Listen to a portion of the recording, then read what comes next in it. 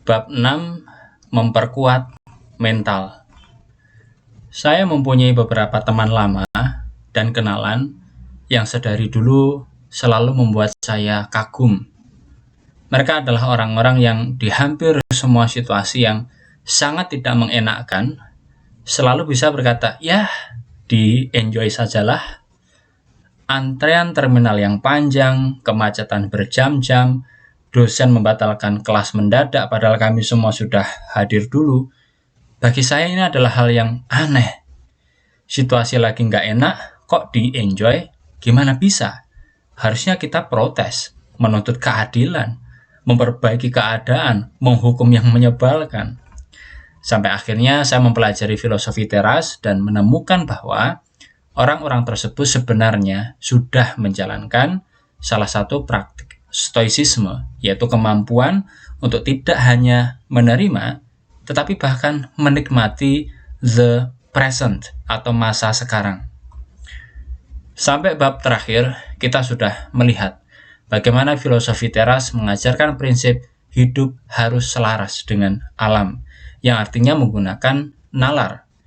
Semua peristiwa di dalam hidup adalah bagian keterkaitan dan sebab akibat dari semesta yang lebih besar. Ada sebagian hal dalam hidup yang berada di bawah kendali kita, ada yang tidak di bawah kendali kita.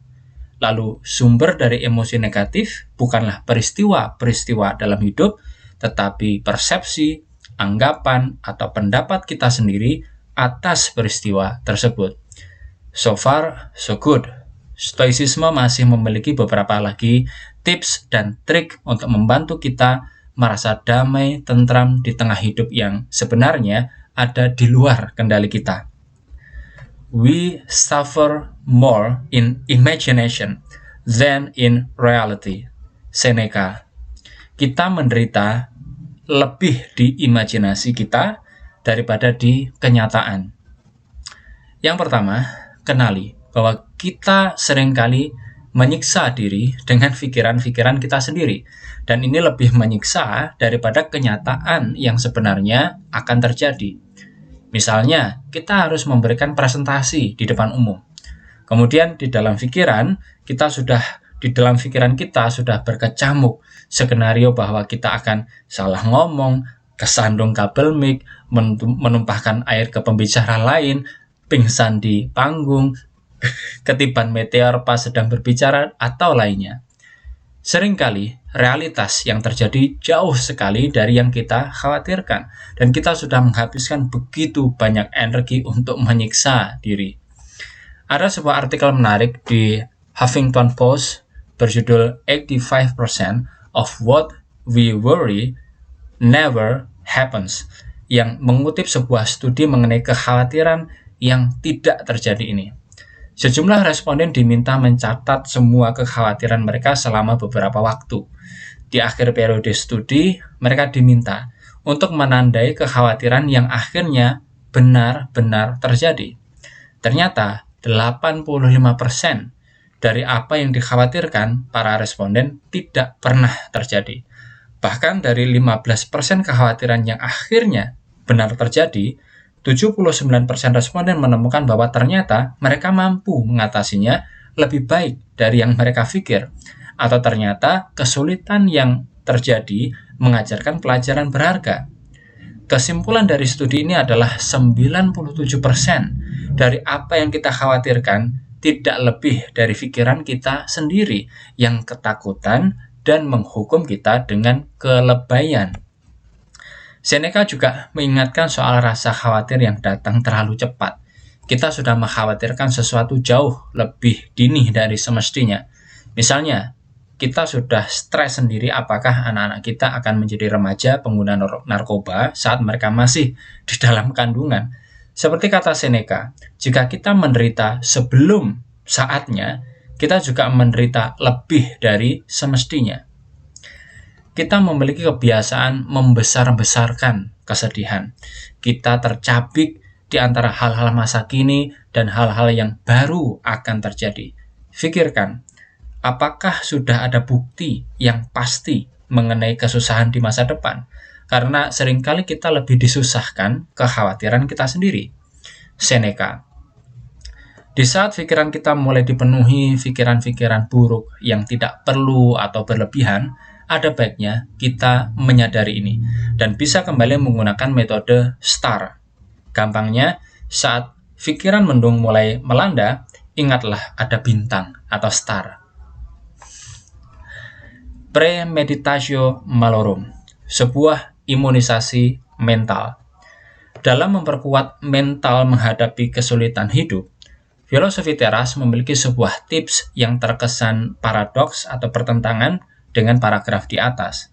Dalam bahasa Latin, tips ini disebut premeditatio malorum atau premeditate evil, atau pikirkanlah hal-hal yang jahat atau negatif yang mungkin terjadi.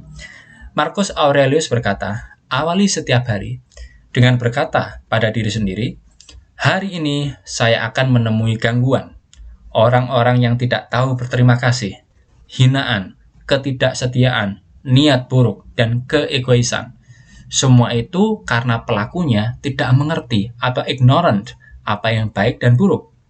Saya tidak bisa disakiti oleh itu semua, karena tidak ada orang yang bisa menjerumuskan saya ke dalam perbuatan buruk, dan saya mampu untuk tidak menjadi marah atau membenci sesama saya, karena sesungguhnya kita dilahirkan ke dunia ini untuk bekerja sama.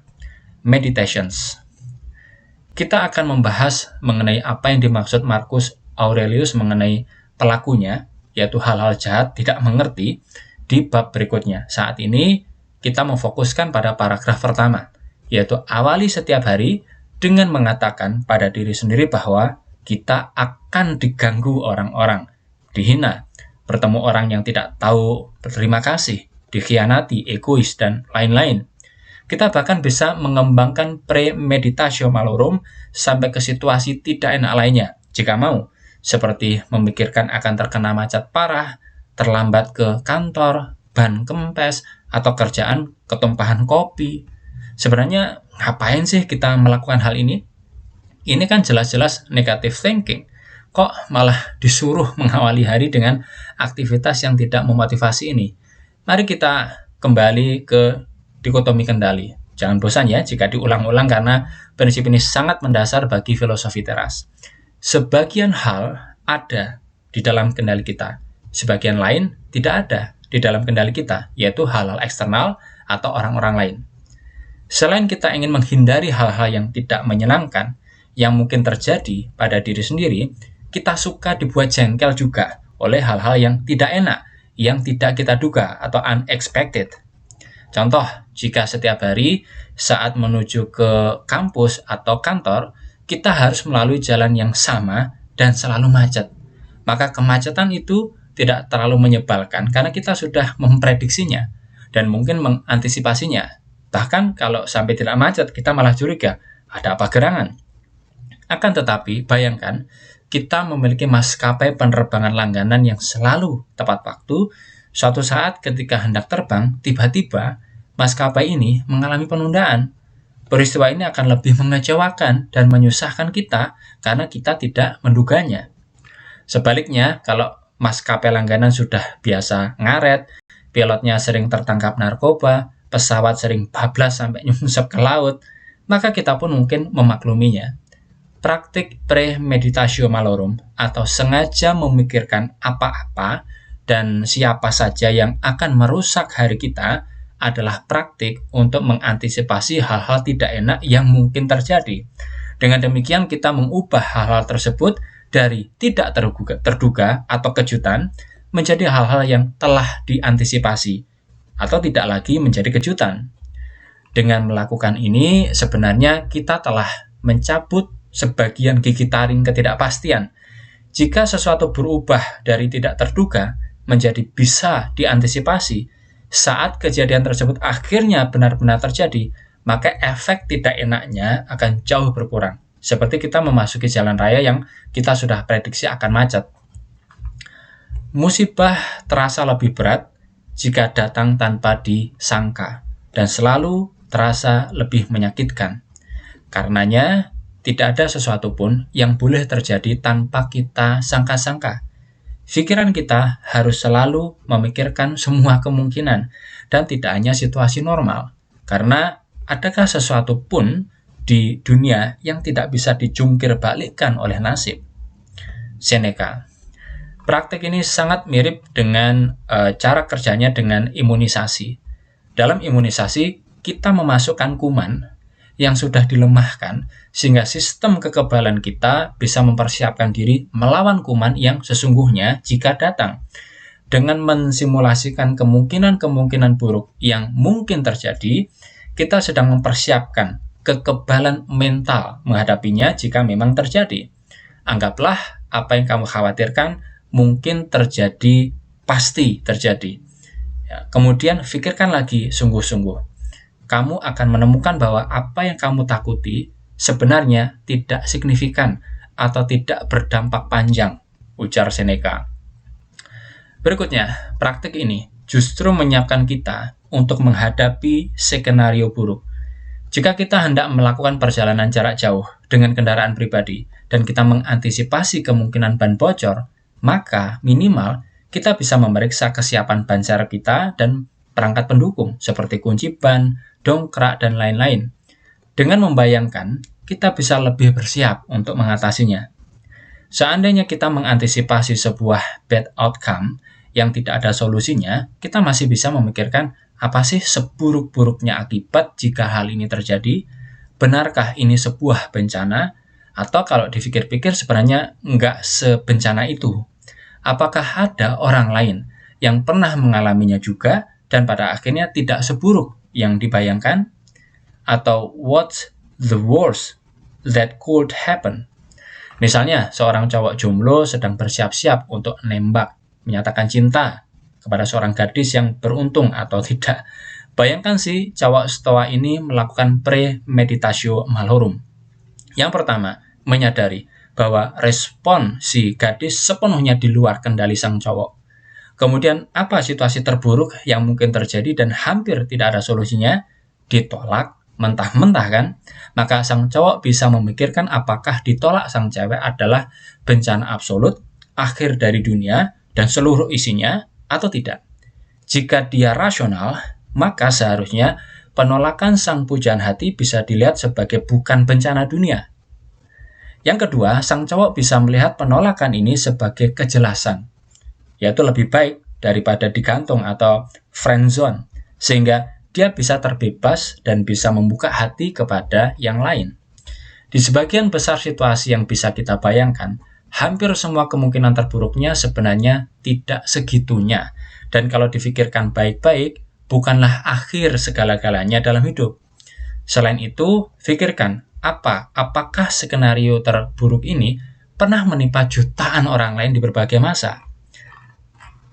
Hampir semua kejadian buruk yang bisa kita bayangkan sudah pernah menimpa orang lain. Ingat di bab sebelumnya, filosofi teras mengatakan tidak ada yang benar-benar baru di dalam kehidupan ini. Dan kita bisa melihat apakah orang-orang lain yang akhirnya mengalami hal yang kita khawatirkan benar-benar hancur atau mereka bisa melaluinya. Life goes on, termasuk ditolak pujaan hati. Jika akhirnya semua hal buruk yang dibayangkan ternyata tidak terjadi, kita akan merasa lebih bahagia dengan hari kita. Ironisnya, negative thinking mungkin bisa membuat seseorang menjadi lebih bahagia.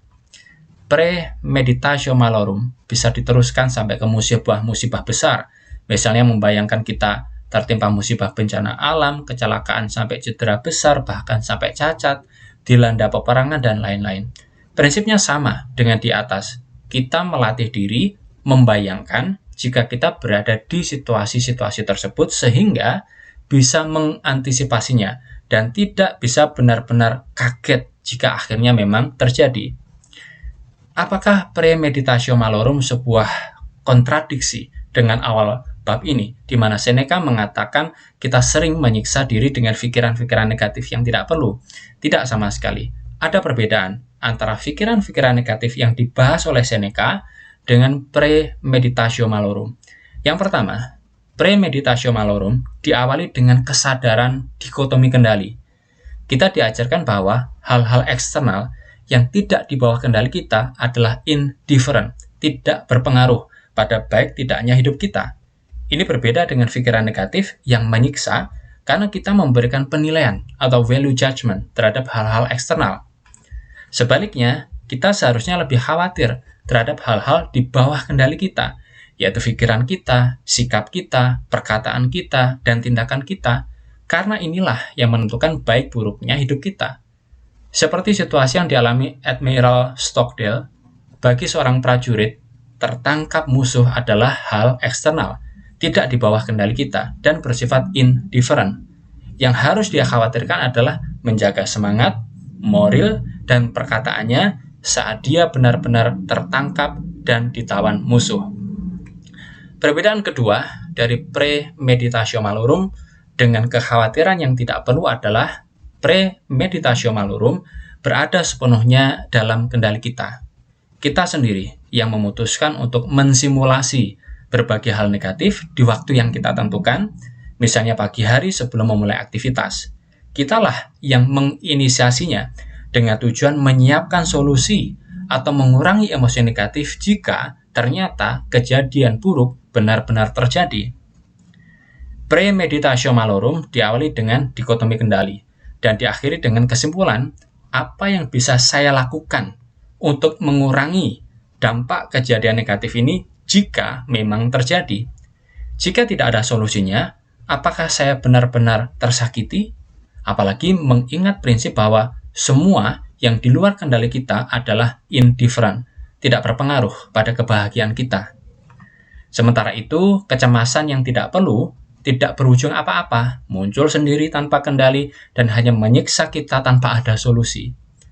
Perbedaan lain yang paling mendasar juga adalah kecemasan bersifat emosional, sementara premeditatio malorum datang dari nalar dan kepala dingin. Musibah terasa paling berat bagi mereka yang mengharapkan hanya keberuntungan. Seneca.